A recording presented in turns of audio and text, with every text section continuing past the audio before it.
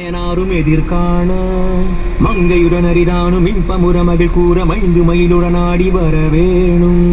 புண்டரிக விழியாள under மகள் மணவாள புந்தி நிறையறிவாள உயர் தோளா பொங்கு கடலுடனாகும் விண்டு வரைகள் சாடு பொன் பரவு கதிர் வீசு வடிவேலா தண்டரள மணிமார்ப செம்பொன்னெழில் செறி ரூப தண்டமிழின் மிகுநேயம் உருதேசா சந்ததமும் அடியார்கள் சிந்தையது குடியான தன் சிறுவை தனில் மேவு பெருமாளே.